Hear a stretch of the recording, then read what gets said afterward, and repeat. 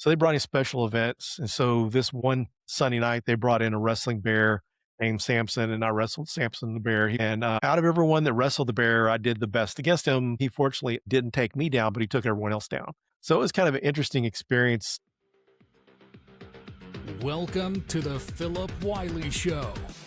Take a look behind the curtain of professional hacking and hear compelling discussions with guests from diverse backgrounds who share a common curiosity and passion for challenges and their job. And now, here's your host, offensive security professional, educator, mentor, and author, Philip Wiley.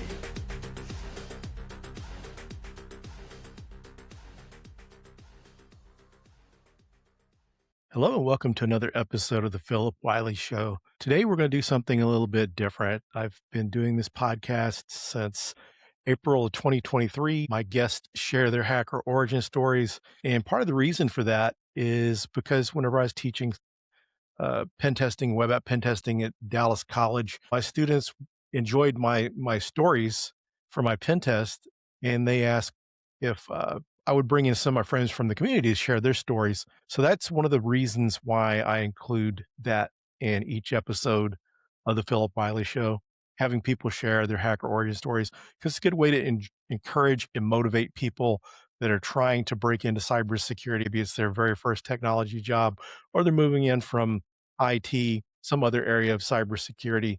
But it's a way to encourage people. And one of the things I do at conferences, and I've done this mainly with career type of talks, but in recent years, I started adding like a slide of fun facts or interesting facts about myself to kind of share about my hacker origin story. So mine is like a lot of other people, or like many other people, is unusual paths.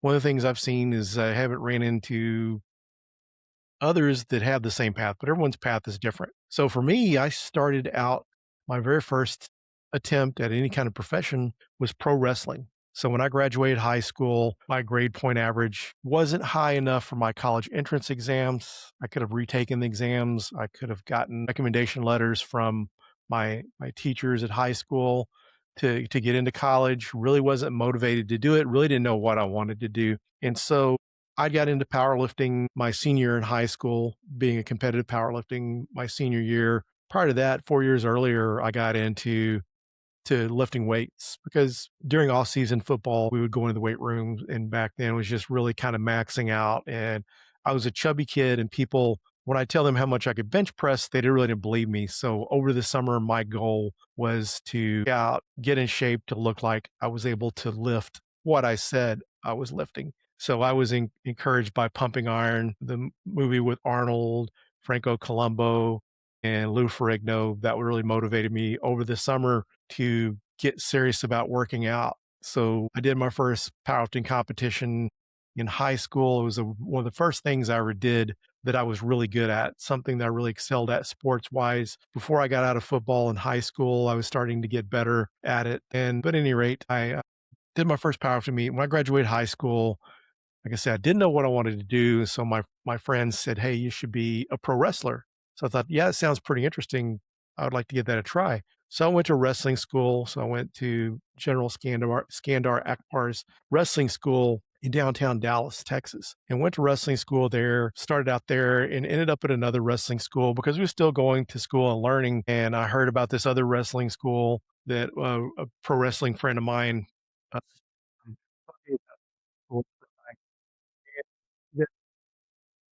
practice matches. We would to the federal prison in Fort Worth and put on matches at the prison. One of the things that used to kind of worry me about going there is whenever we would go to the prison to wrestle, they'd give us these stamps. We're like invisible, but if you put under a black light, you could see the stamp. This is kind of one of the things that we used to get, like going to the Six Flags over Texas when I was a kid and teenager. And I'm sure this is the same case some other amusement parks at the time.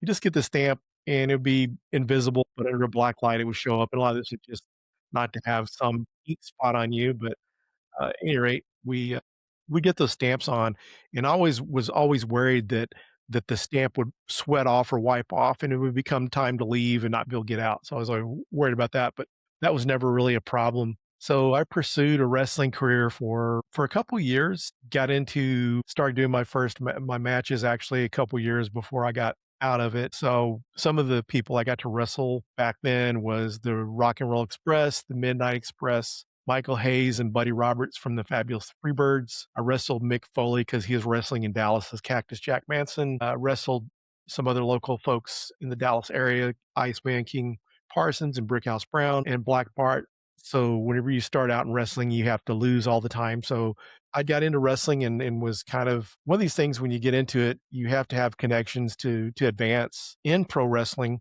And so one of the things kind of held me back is I knew people in wrestling, but I really didn't have any good connections. Like a lot of the folks you see that have family members, they really don't have to pay their dues. They're really kind of, for instance, Kerry Von Erich was a local wrestler here. So when he did his first match, he was at the WWF, now WWE. He was sent up there to wrestle at Madison Square Garden with, I believe it was Gorilla Monsoon, someone really well known in the WWF. That's kind of how they break in. But when you're starting out, we were what you referred to as job boys or jobbers. So basically, our job was to make the stars look good. In the matches, they would have matches with folks like myself, the job boys going out against the stars, and you'd have like a couple main events where actual stars would wrestle each other and the matches run a little bit longer. It wasn't really what they call a smash, like what we did where we go in, the match would be really short and we just really get beat up and make the bad guys or make our opponents look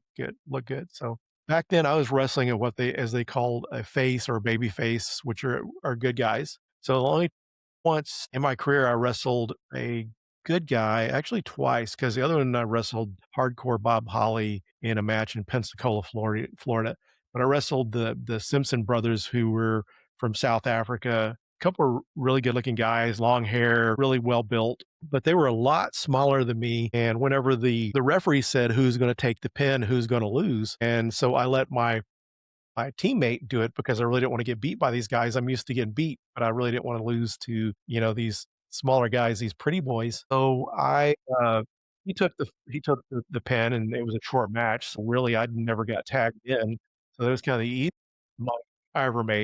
It wasn't much because back then we were making like uh, $75 a night starting out, and down towards the end, it was $25 a match, and usually we didn't get more than 1 match, and this was, like, in the late '80s, so we didn't have health insurance, so if you got injured, you were just kind of, having to pay out of pocket for this, and one of the toughest matches I had was against the Samoan SWAT team, Samu and Fautu is also wrestles now as Rikishi in the WWE, or he did towards the end of his career, and this is one of the roughest matches. It was a tag team match. My tag team partner went out first, and I noticed looking over in the corner, I noticed red hair kind of flowing down because they had grabbed a hold of him, threw him in the corner ropes, and I guess they kinda had hold of his hair kinda hard, and you could see the hair just kind of falling, uh, as they threw him into the ropes and punched him, and he comes over, tags me in, so I go into the ring. They take me, throw me into the corner, and they smack me right in the face, and it's like, but what did he do to make these guys mad? If anyone has ever seen, the Samoan SWAT team or a lot of the Samoan family that was predominant in pro wrestling, these are relatives of Dwayne The Rock Johnson. These are really huge people. They were 6'3", 6'4", over 300 pounds, maybe 350 pounds, and they would hit you faking and pulling their punches. And just to kind of say before I get, you kind of probably learn from what I've said so far about we get paid to lose, but for the record, wrestling was we had winners, losers, it was predetermined. A lot of people think that it's rehearsed, and it's really not rehearsed because most wrestlers on the road, they don't have time to rehearse it. They will share what their finishing move is, how they're gonna finish the match, different types of moves that you do.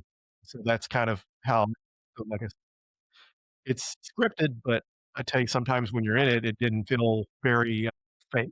It felt very real, but they punched me so hard, I thought they were really mad at us, and they were actually pulling their punches. A lot of other wrestlers, while wrestling this Samoan SWAT team, were getting concussions or whiplash. Unfortunately, I didn't, but when I was wrestling them, they suplexed me off the top ropes, and this is kind of a move where someone faces you and grabs a hold of you, with kind of your head down and they flip back with you. And they did the suplex off the top ropes with me. So instead of standing up on it, I was sitting down at least, but they suplexed me off the top ropes. Once I was on the mat, they walked up on the ropes and they were going to jump off on me. And there's a couple different ways that people do this. Usually they break their own fall, but the way they did it, which I was unaware of and not a lesson that I'd had in school on this method, was that they actually I'm supposed to start raising up like I'm going to get up. And that way, when they go to land, they're not landing on me square, flat back and getting the wind knocked out of me, which I didn't know that. I was laying flat. They landed on me, knocked the wind out of me. I got pinned, of course. It was the end of the match, got counted out. The referee, Bronco Lubitsch, comes over and says, "Are you okay?" And I couldn't breathe because I'd lost my breath and I couldn't get up. And he's trying to get me out of the ring for the next match. So it took me a while to get up. And so when I finally got up and got out of the ring, I was spitting up blood. So I don't know if it was something internally or if I'd bit my cheek or something, but that was one of the roughest matches that I ever had. I felt like I was in a real actual fight. One of the fastest matches I ever had was with Michael Hayes. They moved to doing television tapings on Saturday mornings. And so the night before, Michael had been out partying and he had a hangover. And so when he came in, they said, "Do you want more talk time or more wrestling time?" Since he had a hangover, he wanted more talk time. So the match went really, really quickly, but that was an interesting experience. Then I had experiences where I wrestled in a tag team match against Brickhouse Brown, and man had a way of kind of hazing the new folks. So he would kind of really slap you hard and kind of really kind of upset you a little bit. And so one of the things is I never liked being slapped. That is one way to really set me off. And he did slap me. And so I was really upset with that and was really frustrated. But I did that for a couple years. The very last match I did was in Pensacola, Florida at Seek of the Wild Samoans Wrestling School. It's kind of a training grounds for people going into the WBE, and I wrestled hardcore Bob Holly, which one of my specialty moves was a press slam where I would press my opponent overhead. So you get them up in a body slam and then press overhead. And one of the interesting things is in wrestling, body slams, you're supposed to jump to help the other guy body slam you. And on the press slam, when you're up in the body slam position, you, as the person being press slammed or gorilla slammed, would do like a push up and help press yourself up to help the person pressing you overhead extend their arms out to lock out. And so I was wrestling him, and I used to really get psyched up back when was in competing in powerlifting. When I was at meets, I was very competitive, and just being in front of the crowd, the adrenaline got pumping, and I was able to press him overhead. He was like 210, 220 pounds. He was really amazed because later on when he was in the locker room, he says, "Wow, I can't believe you were able to lift me overhead without any help." So it's kind of a short-lived career. So I got married and had to find a better way to make a living, something that was less strenuous on the body, something that had healthcare insurance and was a steady income, because my main source of income was working as a bouncer in a nightclub. And so another story there, when I was wrestling as a bouncer in a nightclub, there was a time when they would do special events. They had bands there Thursday through Saturdays, but Sundays, it was not really worth paying the money to bring in, the bands, because they didn't make much money.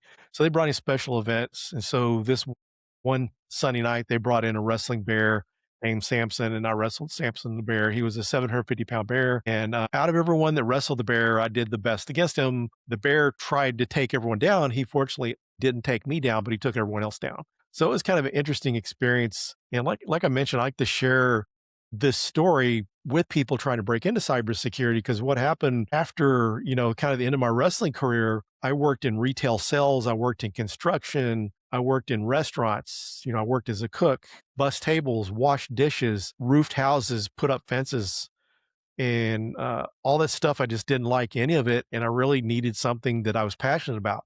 One of the jobs that I liked the most before I decided to do something with myself professionally, to get education to advance myself into a career that would help me support a family and have medical insurance, was working in a jewelry store. And when I worked in the jewelry store, I was hired by the family that owned the jewelry store. They wanted me to eventually be an assistant manager. The manager of the store had someone else in mind, which was very, very worthy of being promoted. Between her and I, we were always number one and number two in sales in the jewelry store.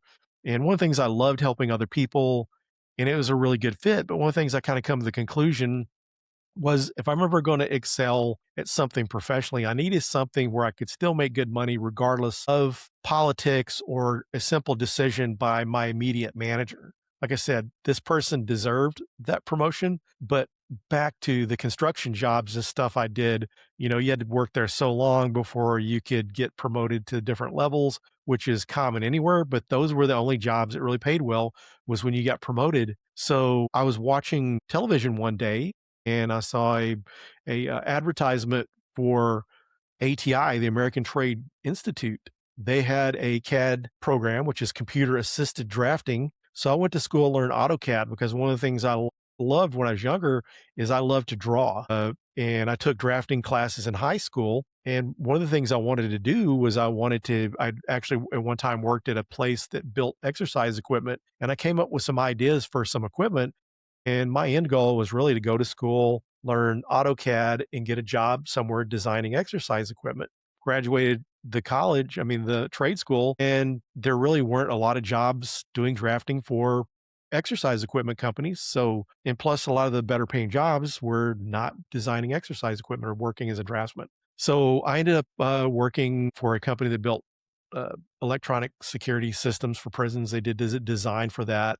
And then I've worked for architects, worked for a company to make fiberglass grating. But one of the things that happened while I was going to trade school is I had really zero computer skills because my only experience with a computer starting about 92 to 93 was playing games on Prodigy, which is an online service, kind of preceded the internet as we know it. To play video games on that. I knew how to play video games in that, but I didn't really know how to do anything computer wise. So once I got out of school, I was like probably one of the worst in my class. It really took me a while to learn, but once I got out in the field working as a CAD drafter, I noticed that I was able to pick up new features of AutoCAD sooner than my peers. I was able to figure out things with the operating system, things with networking that my peers weren't figuring out.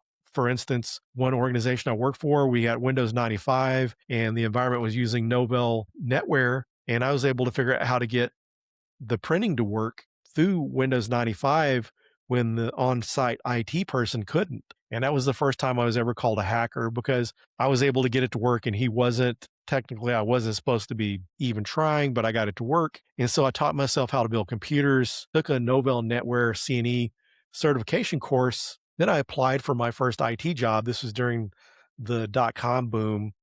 And I was able to get the first job that I interviewed for. And it was like a NetWare 411 upgrade of servers and a Windows 95 rollout. They were upgrading from Windows 311 or I believe it's 311 to Windows 95. So that was kind of my first step into T. And one of the lessons to kind of learn here is I really wasn't super qualified for the role, but I applied for the role. And one of the things, my passion for building computers and technology really came out, which helped me land the role. Uh, and so during my time working as a system administrator, I found out about cybersecurity, started studying, working towards that. And in 2004, I got to move into the security team. And this is another good lesson for the beginners or people trying to break in, or if you're in IT and want to move into security. I was able to move on to the security team and I got promoted. Part of this is because I was working within the organization. I had knowledge of the systems, of the network, and the software and different elements in that environment that help me with that job. So if you're somewhere and you're wanting to move into roles, sometimes it's easier to move in those roles internally within a company because they already know your work ethic. They see your work history there, how you've done, and it's not really a matter of whether you're a good fit or not for the environment or the culture. You've already been around for a while. And so they know you have some of this knowledge because you hire someone in brand new that maybe they've got experience, but maybe they didn't work in the financial industry. Like I was working for a mortgage company. So those kind of things kind of helped in my favor. And so one of the things that was pivotal in my security career was I started on the security team January 2004. By about September 2005, the company hired a new CISO. The CISO came in, he had a more modern idea of the way things were done. So I got put on the AppSec team. Prior to being put on the AppSec team, the team I was on, we were doing firewall administration, intrusion detection system administration, some vulnerability scans, and risk assessments. There were like 4 or 5 of us on the team all doing the same thing. And when this new CISO came in, he put me on the application security team. And on that team, I got to use vulnerability scanners, and also I managed the third-party pen test. So I found out about pen testing, took some pen testing courses while I was in that group. And so by 2012, we found out that the company that had acquired us was either going to sell off the mortgage division or close it down. And so they ended up selling off the loans, and they were closing down or eliminating jobs. So my job was going to be eliminated. So I applied for a job at Verizon as a consultant. Another instance of not having all the experience that I needed for the role. I had vulnerability scanning experience. I knew network security and application security, but really have all the skills. But one of the things I did share was how I taught myself, was self-taught on Linux. I used to do web design as a side hustle, had a business doing web design. I built servers, web servers, and even hosted email and web servers for my customers. And the hiring manager liked that I was self-taught and I like to build things because his method of learning is build something, then you understand how it's put together, the security, possible security flaws in the system, the different threat vectors that can be exploited. So fortunately, I got the opportunity to go to work for the company, and that's when I was really found what I was most passionate about in cybersecurity. And I just one of the things I kind of did throughout my career is follow my interest and passions.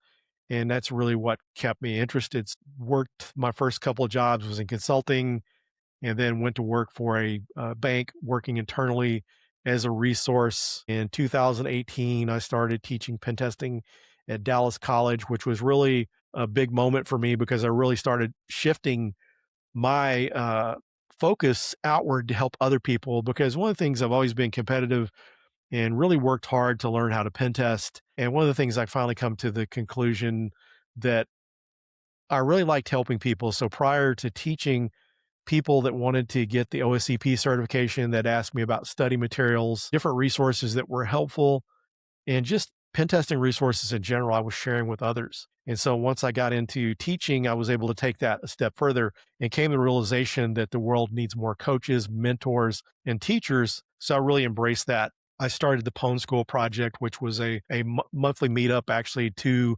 meetups per month in Denton and one in Dallas. And during the pandemic, went to one virtual meeting. And then once we got back into in person, went to one meeting and just continued the one in Denton, rebranded in 2021 in the fall as a DEF CON group, DC 940, and then stepped down from that in the fall of 2024. My travel schedule got busy due to a lot of conference speaking and then attending conferences and stuff related to the employers I worked for at the time. So one of the things that kind of helped me along the way, because I really kind of moved into more of evangelist type roles, was teaching helped me a lot, speaking, and then also in 2018 to 2019, I became a Bug Crowd ambassador. So I really kind of learned how not only to promote myself, to how to promote other brands.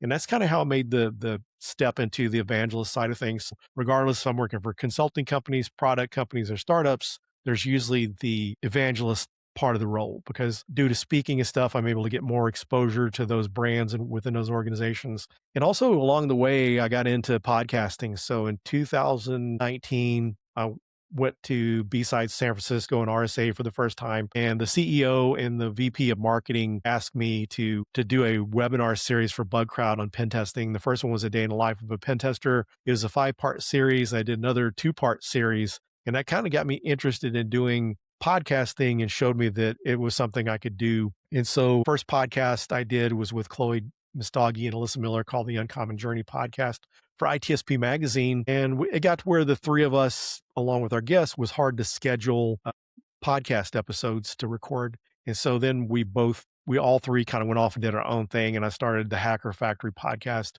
which helped me launch my solo career in podcasting. And so that's really kind of what got me into that. Also, other notable things throughout my career when I was at Dallas College, a presentation I gave each semester on pen testing careers and how to get started in pen testing. I end up titling as the Pentester Blueprint, turned it into a conference talk in November of 2018, gave it at several conferences. I was part of the Tribe of Hackers Red Team book where they reached out to different people in the community to answer questions and share their advice on offensive security. And Wiley Publishing asked me if I had any ideas for books. And I thought my Pentester Blueprint talk would make a good book because there was really nothing out at the time that showed you what prerequisite knowledge you needed and the different skills you need to become a pen tester and the different certifications that were helpful. So this book I co-authored with Kim Crawley that was a popular book and has helped many over the years. So that's kind of what got me started there. My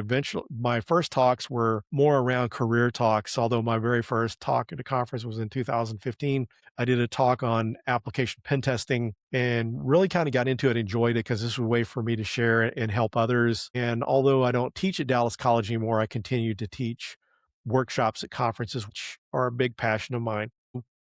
It's been an interesting journey, and some of the lessons I would say that helped me along the way was to get into public speaking and content creation. And one of the things that helped me overcome my fear of public speaking was going to Toastmasters, because what inspired me to speak at conferences to begin with, they were doing the call for papers announcement at our local North American Information Security Group meeting. Co-hosts of B-Sides DFW shared about the call for papers. One of the people shared how the best job he got of his career to that point had been because he spoke at conferences. So the next week I went out and signed up for Toastmasters, was able to do Toastmasters for over a year and start building my confidence in speaking and overcome some of my fears. One of the things that helped me the most, along with Toastmasters helping my speaking skills, because we were critiqued on our speaking and we would do whenever we were saying any kind of filler words, they would tell us critique afterwards. And we would really work on trying to refine our speaking. But one of the things that helped me a lot was we recorded on video our presentations in the meetings. And one of the things I noticed from the video was, wow, I didn't look nervous. You couldn't tell I was nervous. And I kind of said that out loud. And some of the members of the club said, no, you didn't look nervous at all. You did a good job.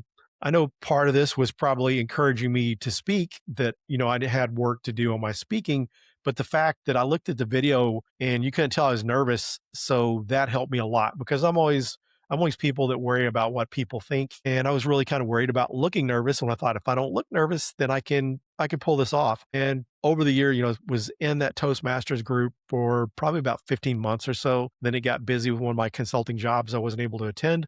But at that point, I'd already been speaking, getting practice from there, did my first presentation at a conference in 2015. I didn't do my next one until 2018, because between 2015 and 2018, I wasn't really sure about what to speak about. And so starting pen testing careers was a big subject for me there at first. And then I got more into more pen testing related talks and that sort of thing and teaching workshops. So also the teaching at Dallas College. So I taught there for a little over 3.5 years. The first year or two, I was doing lectures twice a week, and the class was in person, and with the pandemic, it went to virtual. So getting all this experience teaching workshops and presenting at conferences gave me a lot of practice. So if you're really wanting to get practice, find a Toastmasters group, go to Toastmasters. It's some of the cheapest professional development training you can do, because they have two tracks, the leadership track as well as the speaking track.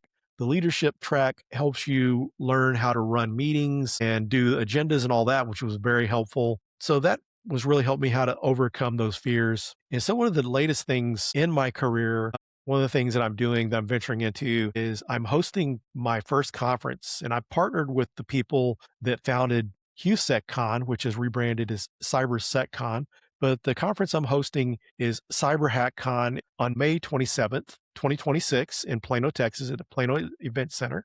Tickets are on sale, and the call for papers is open until the 24th of this month. Also the Call of Villages. I hope you can make it. And I hope this episode you were able to learn from my experience, and hopefully it would encourage you to try to get out of your comfort zone, to try public speaking. If you're wanting to move into some new type of role, whether it's technology to security or you're brand new trying to get into technology or security, I hope this kind of encourages you and helps you on your journey. And I encourage you to go back and watch the other episodes to see the stories that people were sharing about their hacker origin stories, how they got started, their backgrounds, and what they did to get to where they're at. Because not everyone has a common path into cybersecurity. Kind of to take the title, the Uncommon Journey podcast, Chloe, Alyssa, and myself, we all had unusual paths into cybersecurity. And a lot of people do. Not everyone's going to school, getting a computer science degree, or going to school and getting a cybersecurity degree.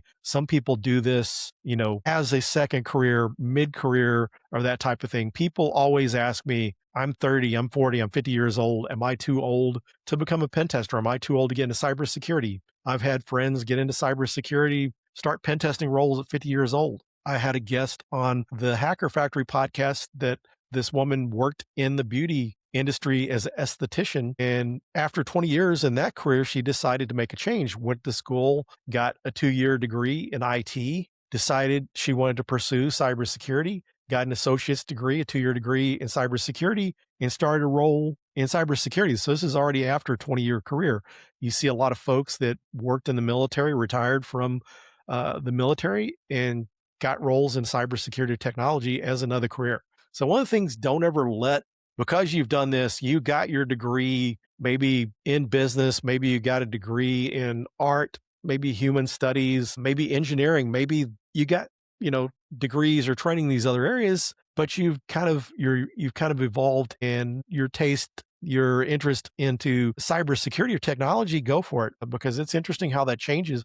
Because one of the things we do through our careers and education experiences, things come up and it's able to help us get other jobs. So me working for the company doing AutoCAD and kind of figuring things out that inspired me to learn how to build computers, to learn Novell NetWare, to get a job in IT, and then down to some of the things I do now as a content creator and a podcaster and a writer. I'm able to leverage these skills in jobs where I work. So some things that are hobbies can be leveraged into other roles, just like web design. I've done some web master related stuff at jobs, help with posting blogs and stuff. So a lot of these skills you gain along the way can be leveraged in a new profession. So I hope you enjoyed this episode. Please subscribe to my channel and share with your friends. And also on YouTube, make sure to hit the notify button so that way you're updated with any new episodes coming out, and comment in the comments if you got anything useful from this.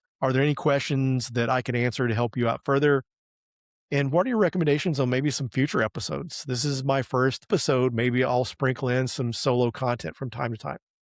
So thanks again, and I hope to see you on the next episode. Thank you for listening to The Philip Wiley Show. Make sure you subscribe so you don't miss any future episodes. In the meantime, to learn more about Philip, go to thehackermaker.com and connect with him on LinkedIn and Twitter @Philip Wiley. Until next time.